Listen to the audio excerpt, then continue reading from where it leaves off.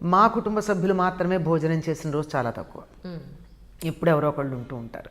అటువంటి సందర్భంలో ఈయన ప్రత్యేకంగా నాకు పెద్దగా ఫీజులు కట్టి హాస్టల్లో పెట్టి చదివించటం అన్నది తలకు మించిన బరువే నాన్నకి. అటువంటి సందర్భంలో మా అమ్మమ్మ గారు ఆవిడ అల్లుడితో ఎప్పుడు మాట్లాడారు గారు. ఆ రోజులు మర్యాదలు అట్లా ఉండేవి కదా. వంటింట్లో తలుపు చాటున నిలబడి మా జనార్దన్ అంటే మా మూడో మావయ్య, వాడు విజయవాడలో ఉద్యోగం చేస్తున్నాడు, అనంత చదువు అయ్యేదాకా నేను వాడి దగ్గరుండి నేను దాన్ని నా దగ్గర పెట్టుకుని చదివించుకుంటాను అని చెప్పారు. ఇంకా మా నాన్నగారు అనలేని పరిస్థితి. నేనేమో చదువుకుంటానని పేచీ పెడుతున్నా. అటువంటి సందర్భంలో ఇలా అనలేని పరిస్థితిలో ఉండగా మా నాన్నగారికి కలలో మా తాతగారు అంటే మా నాన్నగారి తండ్రి, నేను ఎక్కువ కాలం ఆయన దగ్గర పెరిగాను మా నాన్నగారి దగ్గర కన్నా. ఆయన ఎంత గారాబం చేసేవారంటే అంత దూరంలో ఉన్న ఎలిమెంటరీ స్కూల్కి నేను పెడితే కాలికి వాన పడితే కాలికి మట్టి అవుతుందని ఎత్తుకుని తీసుకొచ్చేవారు. అది ఒకప్పుడు అంతటి గారాబం నడిచిన పద్ధతి అన్నమాట. అయితే ఆయన కల్లో కనిపించాట మా నాన్నగారికి. కనిపించి 2 రూపాయల బండిల్ అంటే 100 కాగితాలు 2 రూపాయలు అయితే ఎంత ఉంటాయి, 200 కదా. అది మా నాన్నగారి మొహాన గిరాటేసి ఏం డబ్బు లేక చదివించవా అని చెప్పేసి కనపడలేదు ఆయనకి. మా నాన్నగారికి కొంచెం బాధ అనిపించింది. ఇదేమిటి చదువుకుంటానంటుంది. వాళ్ళ బాబాయ్ అనేవారు ఆయన. బాబాయ్ కనిపించారు నాకు, కనిపించి ఇట్లా డబ్బు మొహాన కొట్టారు, నేను డబ్బు లేక చదివించట్లేదని అనుకుంటున్నారా, తర్వాత నేను ఇబ్బంది పడతాను ఆలోచిస్తున్నాను అనుకుంటున్నారట. అనుకుంటే మా పక్క ఉన్నటువంటి ఆయన కొంచెం ఎక్కువ మోతుబర్రి రైతు అనమాట. ఆయన పిలిచి ఒక రకంగా పెద్ద మా మధ్య సయోధ్య ఉండాల్సిన అవసరం లేని పరిస్థితి, కానీ పిలిచి మాస్టారు పాపమ్మని మీరు అంటే పెద్ద పిల్లల్ని పల్లెటూళ్ళు అలాగే చదివించడానికి వెనకాడుతున్నారని విన్నాను. అయ్యో అమ్మాయి మన జిల్లాకి ఫస్ట్ వచ్చింది కదా, అమ్మాయిని చదివించకుండా ఎట్లా, పంటల్లో ఇద్దరు కానిలేండి అని చెప్పి ఈ 200 బండిలు మా నాన్నగారికి ఇచ్చాట ఆయన అప్పుగా. ఈ కల్లో మా తాతగారు చూపించింది ఏదైతే ఉందో అది ఎగ్జాక్ట్గా అదే 2 రూపాయల బండిలు కొత్తది ఆయన మా నాన్నగారికి ఇవ్వండి. మా నాన్నగారు అడగలేదు, మనకు అప్పు అడగడానికి ఆత్మాభిమానం అడ్డు కదా. లేకపోతే వీళ్ళు వెళ్ళి కోఆపరేటివ్ బ్యాంకులోనే ఎక్కడో తెచ్చుకుంటారు, పిఎఫ్ డ్రా చేసుకుంటారు తప్ప అడగరు కదా. అట్లాంటిది ఇచ్చేటప్పటికి ఇంకా ఆయనకి దీన్ని చదివించక నాకు తప్పదు అనేటటువంటి ఒక భావన కలిగి నేనేమో మెడిసిన్ చేద్దాం అనుకున్నాను ఆ రోజుల్లో.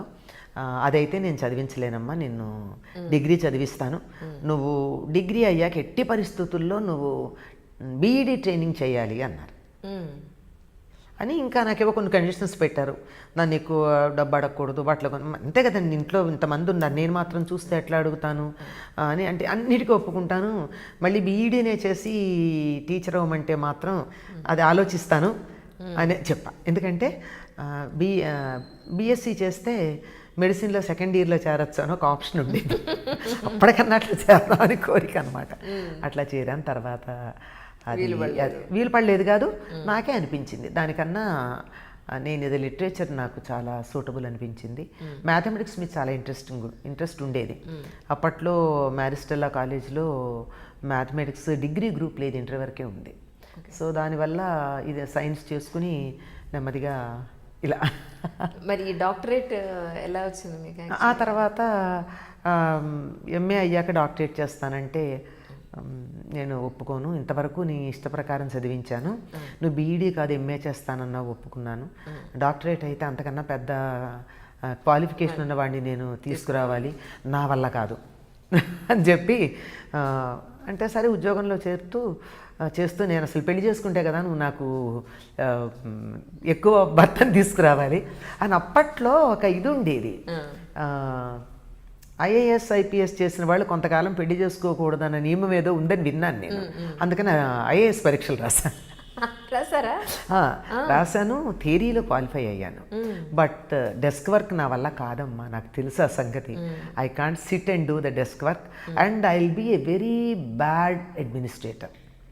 ఎందుకంటే స్ట్రైట్ ఫార్వర్డ్గా ఉండేవాళ్ళు, కొంచెం లౌక్యం ఉపయోగించండి, స్ట్రైట్ ఫార్వర్డ్గా ఉండేవాళ్ళు వ్యవహారాలు నడపలేరు.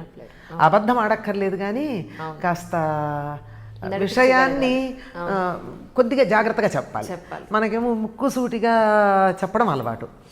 సో ఇది మన వల్ల కాదని ఊరికే సరదాగా అట్లా రాసి క్వాలిఫై అయ్యాం అనిపించుకుని, తెలుగు చేసిన వాళ్ళు ఐఏఎస్ అవరు అని ఆ రోజుల్లో ఎవరో వెక్కిరించడం, నాన్నగారేమో పెళ్లి చేస్తాననడం, ఈ రెండింటి మధ్య ఎందుకు వచ్చిందిలే అని చెప్పి అప్పుడు రాసి క్వాలిఫై అయ్యి కూడా I continue to be in my teaching profession. I love teaching, that's all. ఈనాటికి కూడా నేను మానలేను. నా వృత్తి ప్రవృత్తి కూడా టీచింగే. అదే. సో ఈ డాక్టరేట్ తర్వాత ఎప్పుడు చేశానంటే మ్యారేజ్ అయ్యాక చేసుకున్నాను. ఓహో, ఓకే ఓకే. మ్యారేజ్ విషయంలో కూడా ఇంకా తప్పని పరిస్థితుల్లో మా నాన్నగారు పంతం పట్టారు, నీకు చేస్తే తప్ప చెల్లెళ్ళకి చేయనని. ఇంకా అట్లాంటప్పుడు వాళ్ళకి నేను అడ్డు కాకూడదు అన్న భావంతో కనీసం పెళ్ళికొడుకు ఎవరు అన్నది కూడా నేను గమనించుకోలేదు. సరే మీ ఇష్టం అన్నా. ఇంటికి పెళ్లి చేసుకున్న తర్వాత నచ్చారా లేదా ఆయన మీకు? నచ్చారు. ఇంకోటి, ఎందుకంటే నేను ఏది చేసినా ఏ క్షణానైతే నేను మా గురువు గారికి నేను ఆయన దగ్గర ఆయన గురువుగా అంగీకరించానో ఆ క్షణం నుంచి నేను పెద్దగా నా భవిష్యత్తు గురించి ఆలోచనలు నేను చేయలేదు, అప్పటికి ఇప్పటికీ కూడా. వాళ్ళు మన గురించి వాళ్ళ పని మనం చేస్తున్నప్పుడు మన మంచి చెడులు వాళ్ళు చూసుకుంటారు అనేటటువంటి విశ్వాసం. అందుకే ఇప్పటికీ నాకు ఏదైనా ఇప్పుడు సమస్య కూడా లేదు, కానీ ఎప్పుడన్నా చిన్నతనంలో ఒక రకంగా ఇన్ని మాటలన్నా మనసులో అప్పుడప్పుడు తేలికొండి బుద్ధి బయటకు వస్తుంది కదా. ఆయనకి అంత సబ్మిట్ చేసుకున్నానని అంటున్నా మధ్యలో నా సొంత పెత్తనం బయటకు వస్తూనే ఉంటుంది. రాలేదు అని చెప్పడం అబద్ధం. కనుక అలా వచ్చినప్పుడు ఏదన్నా వస్తే కూడా ఆయనతో ఒక్కళ్ళతోనే దెబ్బలాడాను, నేను ఎవ్వరితోనే ఎప్పుడు దెబ్బలాడలా.